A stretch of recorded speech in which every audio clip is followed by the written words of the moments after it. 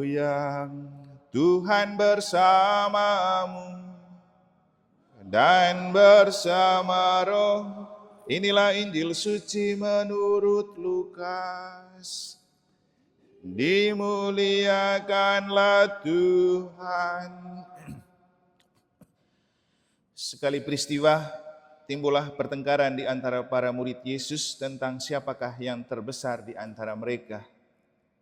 Tetapi Yesus mengetahui pikiran mereka. Karena itu ia mengambil seorang anak kecil dan menempatkannya di sampingnya. Lalu ia berkata kepada mereka, barang siapa menerima anak ini demi namaku, dia menerima aku, dan barang siapa menerima aku, menerima dia yang mengutus aku. Sebab yang terkecil di antara kalian, dialah yang terbesar. Pada kesempatan lain Yohanes berkata, Guru, kami melihat seseorang mengusir setan demi namamu, dan kami telah mencegahnya, karena ia bukan pengikut kita. Tetapi Yesus menjawab, jangan kalian cegah, sebab barang siapa tidak melawan kalian, dia memihak kalian.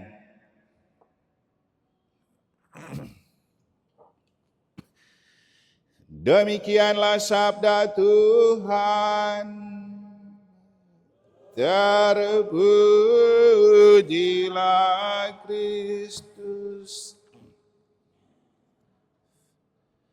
Frater, suster, Bapak Ibu, saudara-saudari, adik-adik dan anak-anak sekalian yang saya kasih dalam Tuhan. Tadi sore saya pergi silaturahmi dengan Pak Kejari Mataram, Pak Ivan. Saya dibawa oleh seorang konsultan yang sering bekerja untuk gereja dan juga yang banyak membangun kantor-kantor seperti kejaksaan, pengadilan, Kementerian Agama dari Bali, namanya Pak Gusti. Dia bawa saya untuk memperkenalkan saya dengan Pak Kejari. Masuklah kita di ruangannya, dan begitu dia memperkenalkan, ini Romo kami di Paroki Mataram, baru pindah ke sini. Oh iya, selamat datang Romo. Ngobrol-ngobrol, kemudian dia bilang, Romo, nanti besok-besok saya minta tolong untuk Romo mengadakan pendampingan rohani untuk saya punya teman-teman yang kerja di sini yang Katolik atau Kristen. Karena biasanya kita ada pembimbingan rohani untuk mereka yang bekerja di sini. Oh iya, siap Pak Kejari. Nanti kita sinergiskan. Untuk saya, ini sebuah pengalaman menarik dan inspiratif sebelum saya mengadakan rapat dengan Dewan Pemimpin Pastoral di dalam gereja.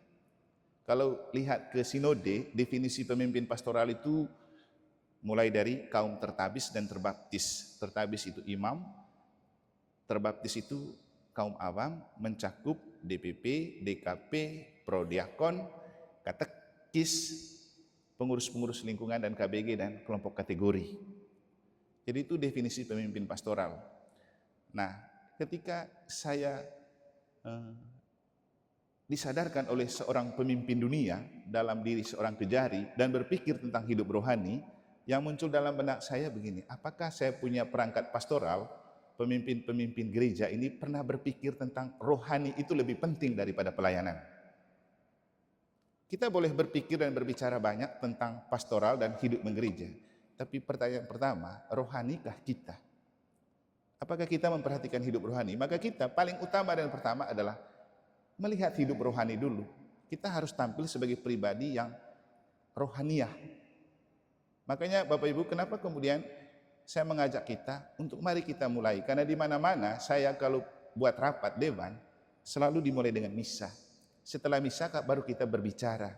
Supaya apa? Roh lebih dahulu masuk di dalam diri kita, baru kita bicara tentang gereja. Pernah satu kali ada seorang bapak, hebat sih dia. Dia datang dan banyak berbicara tentang hidup menggereja. Lalu dia bilang, Romo, menggereja itu harus begini, begitu, segala macam. Banyak sekali pemikiran dan ide yang bagus. Kemudian saya tanya begini, Bapak punya pemikiran itu bagus-bagus. Tapi Bapak pernah berpikir bahwa yang Bapak pikirkan itu sesuai dengan kehendak Allah? Diam dia. Yang Bapak pikirkan bagus-bagus ini, apakah sesuai dengan kehendak Allah? Bapak Ibu, kita punya banyak pemikiran bagus, tapi sesuai dengan kehendak Allah enggak?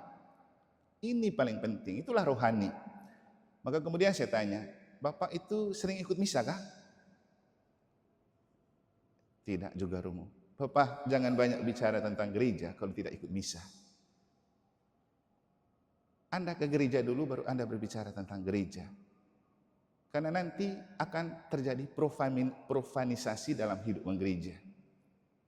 Dan Bapak Ibu pernah sadar nggak, kita menyusun program, kita membuat banyak pekerjaan dan rencana.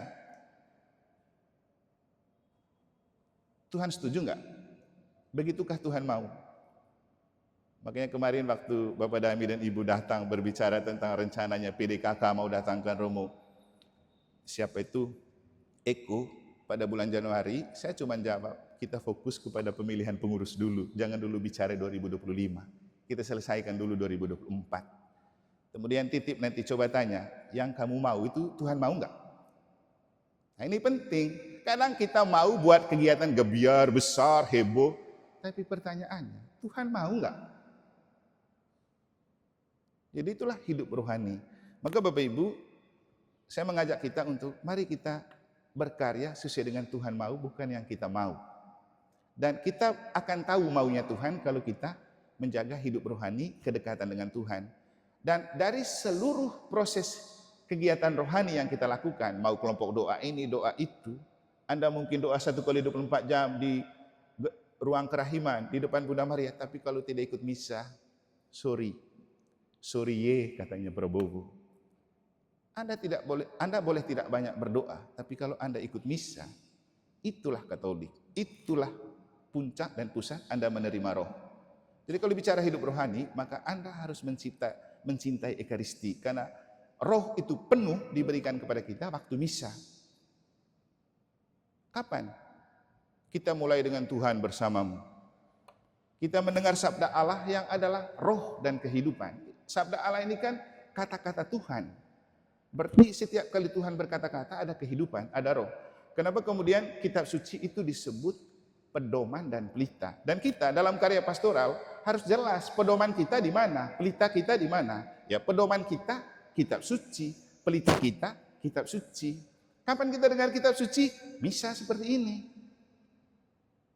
Bapak Ibu, kan tadi saya bilang, sebelum Yesus mengutus para rasul, apa yang dia buat untuk membekali mereka? Buat malam perjamuan terakhir.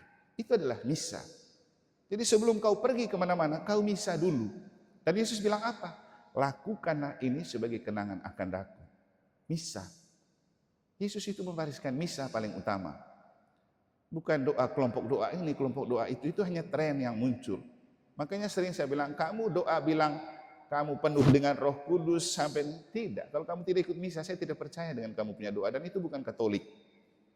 Saya melihat kamu itu mencintai Ekaristi nomor 1, baru kamu berdoa sebagai devosi. Jangan sampai devosi lebih rajin daripada misa. Kenapa misa begitu penting? Karena ada 2 hal yang kita terima. 1, support sabda Allah. 2, setelah kita mendengar sabda Allah, Tuhan membekali kita dengan memberikan dirinya dalam tubuh Kristus yang kita terima dalam komuni. Dan itu hanya terjadi dalam misa Bapak Ibu, komplit dia. 1 sabda, 2 makan. Jadi kita dalam bekerja sebagai DPP harus berkiblat pada misa. Dan misa hari ini menjadi sangat istimewa. Mungkin sejak baru juga ya, di Mataram ada rapat DPP dimulai dengan misa. Karena setelah saya berpikir kembali, sebelum datang ke sini, ini misa yang sangat spesial. Karena apa? Kalau kita tidak misa, kita DPP tidak menutup ini bulan kitab suci. Padahal kita buka kan? Semua ikut misa tadi pagi? Belum tentu kan? Tapi apakah misa tadi pagi kamu menutup bulan kitab suci? Tidak kan? Nah, ini kita tutup bulan kitab suci, kita akan tutup lagi itu kitab suci. Dan kita menutup kitab suci dengan dimahkotai peringatan Santo Hieronymus, pelindung kitab suci. Dan Santo Hieronymus sangat mencintai kitab suci sampai kemudian dia mengatakan tidak mengenal kitab suci, tidak mengenal Kristus, tidak mencintai kitab suci, tidak mencintai Kristus. Kenapa? Kita mau percaya kepada Kristus yang mana? Yang dikisahkan dalam kitab suci. Injil itu banyak berbicara tentang Kristus. Kalau tidak baca Injil, kita tidak tahu Kristus. Nanti kita ikut-ikutan saja karena dengar kata orang. Tapi kalau baca di kitab suci, kita tahu Kristus itu siapa. Dan kitab suci sudah diceritakan semuanya. bahwa Kristus sebelum mengutus para muridnya, dia mengajak mereka merayakan perjamuan bersama. Dan jangan lupa, ketika 2 orang murid ke Emmaus, pergi ke kota-kota untuk memberitakan Injil, mereka bingung, mereka tidak tahu. Bahkan Yesus datang berjalan bersama mereka pun mereka tidak tahu, mereka tidak mengenal. Baru waktu Yesus merayakan Ekaristi bersama mereka dalam perjamuan, baru mereka kenal, oh ternyata Yesus yang berjalan bersama kita. Kita Bapak Ibu, jangan sampai terlanjur sudah banyak buat program, sudah banyak melayani, Yesus juga berjalan bersama kita, tapi kita tidak tahu Yesus berjalan bersama kita karena tidak ikut misa untuk membuka cakrawala kita, untuk menemukan Kristus memang selalu berjalan bersama kita. Jadi menjadi pelayan, fungsionaris pastoral, kita harus selalu menimba kekuatan dari Ekaristi sebagai bekal dan modal, karena di dalamnya kita akan dianugerahi sabda Allah sebagai pedoman dan pelita untuk menerangi hati dan pikiran kita dalam pelayanan, dan di dalamnya Tuhan memberikan sebuah jaminan istimewa untuk menguatkan kita. Kenapa perlu Bapak Ibu? Supaya kita tidak jatuh dalam bahaya seperti yang dikisahkan dalam bacaan pertama tentang Ayub. Ayub itu tidak berdosa, tapi setan itu selalu memantau. Bahkan sampai setan minta di Tuhan. Setan ini kan berkeliling-keliling cari peluang untuk menjatuhkan kita kan. Semakin kita dekat dengan Tuhan, semakin kita melayani, semakin kita berdoa, semakin diincar oleh setan. Itu harus diingat. Makanya kenapa orang yang rajin berdoa lebih banyak dicobai daripada orang yang jarang berdoa. Orang yang rajin ikut misa lebih banyak ditantang daripada orang yang tidak datang misa. Kenapa? Bukan karena Tuhan benci, tapi Tuhan mengasah dan memurnikan iman kita. Sehingga untuk Ayub, setan datang kepada Tuhan. Tuhan tanya, kamu sudah keliling dunia? Iya, saya jumpai kau punya anak yang paling setia itu, namanya Ayub. Lalu Tuhan bilang apa? Coba dah, kau coba dia sudah. Dan kemudian dalam bacaan pertama kita mendengar dia dicobai. Tapi walaupun semuanya habis, dia tetap percaya kepada Tuhan. Engkau yang memberi, engkau yang mengambil, terpujilah nama Tuhan, apapun kondisinya. Nah, bahaya terbesar untuk kita menjadi DPP adalah ketika kita seperti para murid. Oleh pengaruh iblis, kita lebih suka mencari siapa yang paling populer, siapa yang paling berpengaruh. Itu bahaya. Seperti dalam Injil, para murid mempersoalkan siapa yang paling besar di antara mereka. Kita di DPP, kita akan bersaing. Seksi mana paling populer, seksi mana paling bisa buat kegiatan besar, kelompok kategori mana yang paling bisa buat kegiatan besar. Itu kan gengsinya kita, belum tentu Tuhan mau. Hanya untuk mencari, wih hebat mereka bisa buat kegiatan besar. Itu yang Anda cari. Tidak. Kerajaan Allah itu prinsipnya yang setia dalam perkara kecil, dia itulah yang akan diberi kepercayaan dalam perkara besar. Makanya Yesus, begitu mereka memperebutkan siapa yang paling populer dan terbesar, dia bawa anak kecil dan mengatakan, siapa yang menerima dan menghargai anak kecil ini, yang menerima dan menghargai aku. Artinya apa? Bapak Ibu, yang paling penting dari pelayanan adalah berhati seperti anak kecil. Tanpa kepentingan, tanpa berambisi, tanpa kejar popularitas. Karena ketika kita memberi diri dari hati kecil kepada Tuhan, jangan takut dengan populer. Nanti dengan pekerjaan baik kita, dengan kesetiaan pada hal yang kecil, Tuhan akan membuat kita populer. Itu pasti. Semoga Tuhan memberkati kita.